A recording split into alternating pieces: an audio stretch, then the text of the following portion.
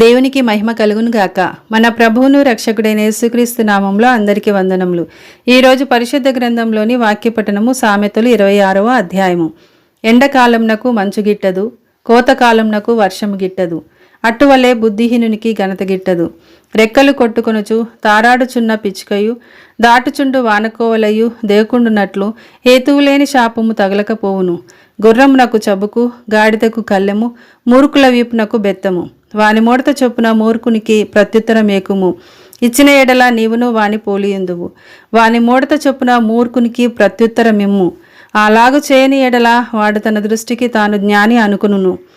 మూర్ఖుని చేత వర్తమానము పంపువాడు కాళ్ళు తెగొట్టుకొని విషము త్రాగిన వానితో సమానుడు. కుంటివాని కాళ్ళు పట్టులేకయున్నట్లు మూర్ఖుల నోట సామెత పాటి లేకుండును. బుద్ధిహీనుని గనపరచువాడు వడిసెల్లోని రాయి కదలకుండా కట్టువానితో సమానుడు.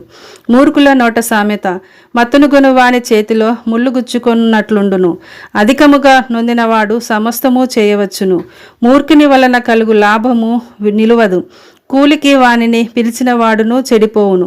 తన మూడతను మరలా కనుపరచు మూర్ఖుడు కక్కిన దానికి తిరుగు కుక్కతో సమానుడు. తన దృష్టికి జ్ఞాని ననుకును వానిని చూచితివా? వానిని గుణపరచుట కంటే మూర్ఖుని గుణపరచుట సులువు. సోమరి దారిలో సింహమున్నదనును, వీధిలో సింహమున్నదనును, ఉతక మీద తలుపు తిరుగును, తన పడక మీద సోమరి తిరుగురు.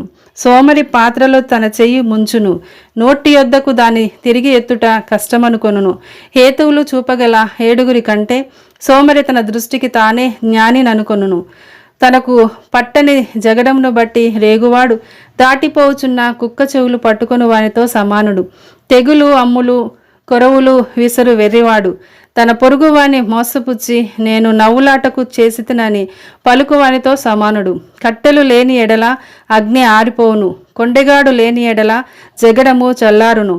వేడి బూడిదకు బొగ్గులు, అగ్నికి కట్టెలు, కలహములు పుట్టించుటకు కలహప్రియుడు. కొండెగాని మాటలు రుచిగల పదార్థముల వంటివి, అవి కడుపులోనికి దిగిపోవును.